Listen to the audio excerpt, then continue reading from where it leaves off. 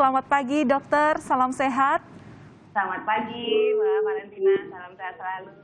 Iya dokter, terima kasih sudah mau bergabung bersama kami. Ini sudah ada beberapa pertanyaan dari netizen yang kemarin sudah diajukan melalui Instagram kami. Langsung saja pertanyaan yang pertama ya dokter, saya bacakan untuk Anda. Dari @mazisfon. Selamat pagi dokter, saya merasa mulut saya kadang muncul sariawan dok. Padahal saya selalu makan jeruk atau vitamin C. Ini kenapa ya dok? Mohon penjelasannya. Silahkan dijawab dokter. Oke, jadi memang sariawan itu hampir semua orang pasti pernah ya untuk mengalami sariawan gitu ya. Sariawan itu biasanya terjadi akibat adanya kerusakan di jaringan epitel mukosa, baik di mukosa pipi, mukosa lidah maupun mukosa gusi begitu. Nah, kalau penyebabnya itu sebenarnya penyebab utamanya sampai saat ini tuh masih belum diketahui pasti ya. Namun banyak banget faktor-faktor pemicu yang bisa menyebabkan terjadinya sariawan gitu. Yang pertama bisa dari malnutrisi, jadi terdapat ketidakseimbangan dari nutrisi tersebut gitu. Kemudian juga bisa disebabkan karena adanya faktor penyakit sistemik atau autoimun. Jadi pada beberapa case pasien yang mungkin ada riwayat autoimun, khususnya autoimun yang menyerang ke pencernaan gitu ya, itu juga bisa rentan untuk terjadinya sariawan. Jadi kadang-kadang pencegahannya tidak hanya dari faktor oralnya saja, tapi juga harus dilakukan perawatan dari obat untuk penyakit autoimunnya. Begitu. Kemudian yang paling sering itu juga bisa disebabkan karena ketidakseimbangan hormon. Jadi biasanya pada cewek-cewek nih yang mungkin mau premenstruation gitu ya, yang sudah menjelang haid atau bahkan juga setelah haid juga bisa. Itu sangat rentan juga untuk terjadinya sariawan karena ada hormon imbalance ya. Nah, jadi yang dapat memberikan efek pada jaringan mukosa rongga mulutnya, dan juga pada ibu hamil juga bisa gitu, sangat rentan untuk timbulnya sariawan begitu. Nah, tapi juga ada sih faktor-faktor lokal lain ya, misalnya terbentur secara tidak sengaja atau tergigit gitu, khususnya misalnya pada susunan gigi yang kurang baik. Nah, misalnya giginya posisinya terlalu ke pipi atau mungkin terlalu ke arah lidah gitu ya, atau gigi yang overbite atau yang gimsul sehingga pada saat mengatupkan mulut gitu malah terjepit gitu gusinya, tidak sengaja tergigit bagian mukosanya, baik mukosa pipi maupun mukosa lidah. Nah, kalau memang rentan terus localized di daerah tersebut, mungkin memang harus diperiksa apakah posisi giginya berdampak ke sariawan gitu. Nah, kalau memang ada, mungkin ada baiknya kita juga lakukan perawatan untuk mengkoreksi posisi gigi tersebut. Begitu, Mbak Valentina. Oke, berarti nggak cukup dengan banyak konsumsi vitamin C aja ya dok, tapi memang harus diperiksakan karena memang ada pembenahan gigi ataupun juga posisi rahang ya dok ya?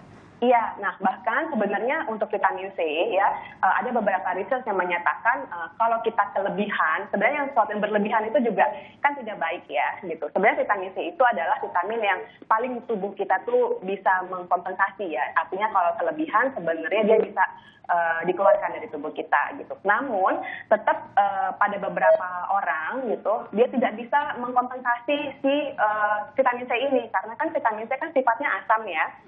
Jadi akhirnya dampaknya adalah ke jaringan mukosanya. Jadi rentan juga untuk terjadi sariawan. Jadi perlu diketahui juga bahwa bila memang terlalu tinggi konsumsi vitamin C-nya gitu ya, sometimes juga malah berdampak timbul sariawan gitu. Jadi harus seimbang. Jadi mulai dari vitamin B12, kemudian asam folat, vitamin zat besi, kemudian vitamin D3 gitu ya. Itu juga harus seimbang. Jadi kalau misalnya sering minum vitamin C 1000 mg, sebenarnya kalau tidak ada reaksi di rongga mulutnya mungkin masih cukup aman ya, termasuk juga di reaksi di lambung begitu. Tapi kalau memang sangat sensitif, mungkin bisa diturunkan dosis vitamin C-nya ke 500 mg misalnya, dan diimbangi dengan multivitamin lain begitu. Oke, baik dokter, sudah terjawab. Kita langsung ke pertanyaan yang kedua dari @fendi_JKT1997. Selamat pagi dok, saya Fendi, saya mempunyai keluhan gigi belakang sebelah kanan yang sudah berlubang. Setiap sikat gigi pasti gigi ini berdarah. Gigi belakang saya ini jika berdarah rasanya nyeri sehingga sehingga menimbulkan pembengkakan di area gusi, Dok. Apakah berbahaya jika saya mencabut gigi sendiri tanpa bantuan dokter? Silakan, Dr. Citra. Nah, baik, ini kasusnya adalah sudah terjadi infeksi ya, gitu. Jadi udah pembengkakan, kemudian sudah ada pendarahan, gitu. Nah, biasanya memang pendarahannya itu sudah sudah mengandung pus ya atau abses gitu. Nah, jadi pada kasus seperti ini saya sangat tidak menyarankan untuk dilakukan pencabutan mandiri di rumah gitu, karena untuk penanganannya saja kita harus memastikan sterilisasinya cukup baik, kemudian tekniknya juga harus tepat, kemudian apabila sudah ada bengkak maupun abses, umumnya dokter gigi akan memberikan resep-resep seperti antibiotik maupun antiinflamasi. Jadi khawatirnya apabila dilakukan penanganan sendiri di rumah, malah infeksinya akan semakin parah gitu, karena untuk kebersihan dan sterilisasinya kita tidak bisa tahu ya gitu, tidak bisa mengontrol gitu. Jadi ada baiknya memang untuk treatmentnya dilakukan oleh dokter gigi gitu. Oke, baik. Pertanyaan berikutnya ini masih seputar gigi berlubang juga, Dok, dari @aris1425. Gigi saya berlubang dan mengeluarkan darah. Langkah apa yang harus saya lakukan agar darahnya tidak terus-menerus keluar, Dok? Oke, baik. Jadi kalau untuk gigi berlubang dan sudah berdarah, kemungkinan besar memang sudah terjadi infeksi dan juga atau bisa juga terjadi pulpa polip. Jadi di mana pulpa atau jaringan pembuluh darah dari giginya itu membengkak. Jadi pada saat seperti itu biasanya sikat gigi saja atau mengunyah gitu ya, itu sangat rentan untuk berdarah gitu. Sebenarnya solusinya memang harus dilakukan penanganan langsung ya di dokter gigi. Tapi kalau untuk di rumah mungkin bisa diawali dengan kita menghindari dulu untuk mengkonsumsi makanan-makanan yang panas misalnya gitu, atau makanan yang terlalu keras begitu. Terus juga kalau bisa dihindari pengunyahan di gigi tersebut. Tapi kan itu kan tidak bisa untuk jangka panjang ya. Tetap untuk penanganannya kita harus lihat dulu faktor penyebabnya apa. Apabila memang karena infeksi harus kita lakukan terapi pada infeksinya. Nah, apabila memang akibat dari pulpa polip mungkin kita juga harus melakukan perawatan saluran saraf seperti itu.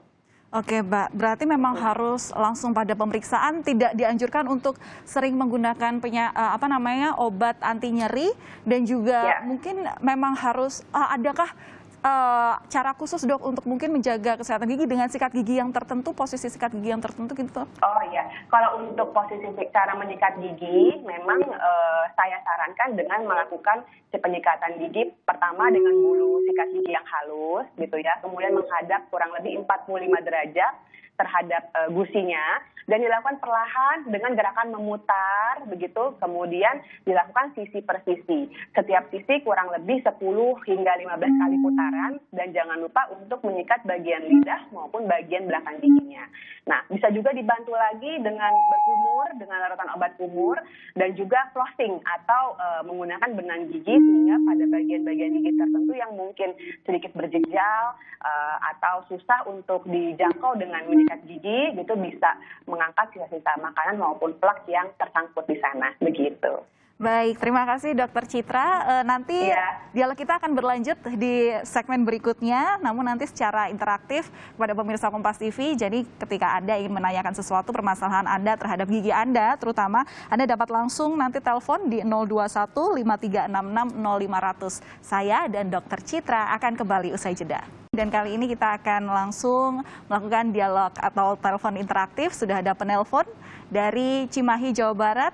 Pak Denny, selamat pagi. Ini masih bergabung bersama kita juga, Dr. Citra Paramita. Silahkan langsung dengan pertanyaan Anda. Selamat pagi, Dok. Ya, selamat pagi, Pak Denny. Selamat pagi. Saya umur 70.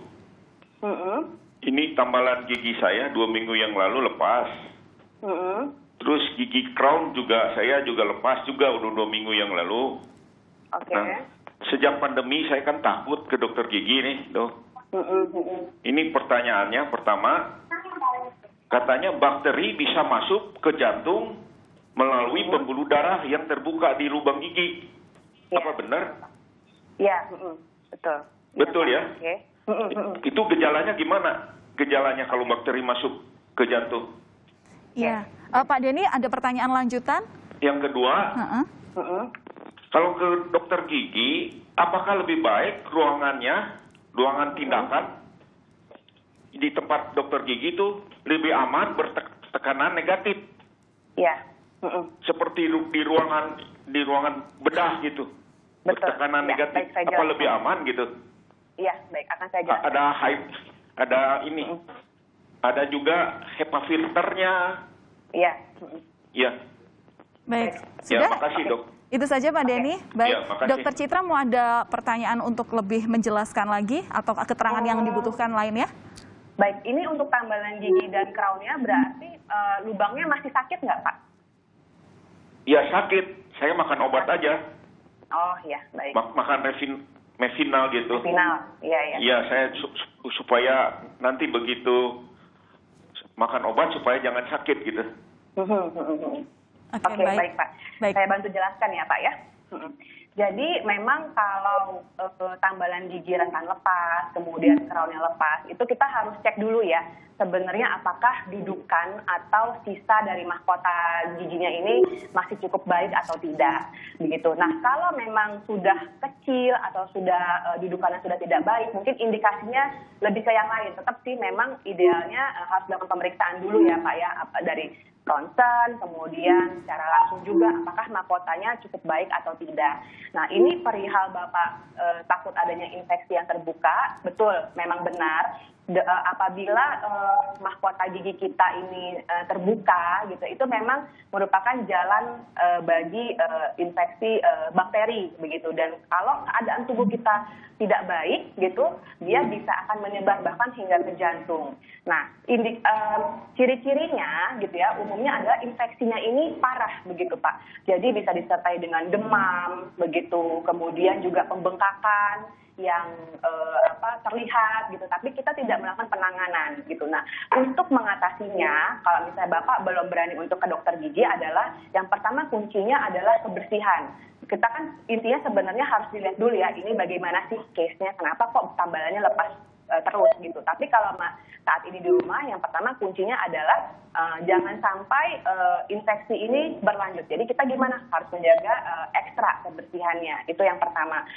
Kemudian yang kedua, Bapak harus mengkonsumsi makanan-makanan sehat sehingga bakteri itu pun juga sebenarnya juga akan cukup bisa dibilang kalah lah ya dalam keadaan tubuh kita tuh baik gitu. Jadi kalau misalnya memang kondisi tubuh kita buruk, mengalami perburukan tapi bengkak dan kemudian ada demam dan lain-lain sebagainya, nah itu memang sebaiknya dicek ke dokter gigi. Mungkin kita harus melakukan penanganan infeksi seperti itu.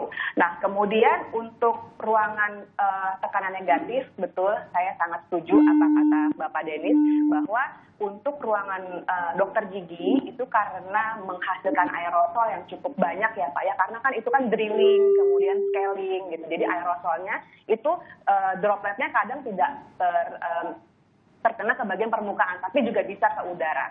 Makanya untuk praktek dokter gigi harus dipastikan daerah udaranya pun tersterilisasi. Yang pertama adalah memang betul dengan memiliki ruangan yang tekanan negatif gitu. Tapi bisa juga apabila memang sulit dengan ruangan yang tekanan negatif, bisa dibantu dengan HEPA filter atau intinya adalah sirkulasi. Jadi ada jendela gitu atau sterilisasi udara dengan melakukan desinfeksi seperti itu. Tapi intinya adalah kuncinya sebenarnya adalah sirkulasi. Udaranya itu harus dua arah. Jadi di mana udara di dalam dan udara di luar itu juga mengalami pertukaran. Nah, kalau ruangannya tertutup memang sebaiknya diberikan air purifier ya, yang dengan menggunakan HEPA filter sehingga ruangannya pun tersebut juga terbantu untuk sterilisasi. Seperti itu Bapak. Bagus banget pertanyaannya Pak. Baik, sudah dijawab oleh Dokter Citra. Terima kasih dokter, terima kasih juga untuk penelpon kami Pak Denny di Cimahi, Jawa Barat. Semoga kesehatan selalu bersama Anda. Sekali lagi terima kasih Dokter Citra atas waktunya. Semoga nanti lain waktu bisa ketemu. Sehat selalu untuk Anda dan juga keluarga.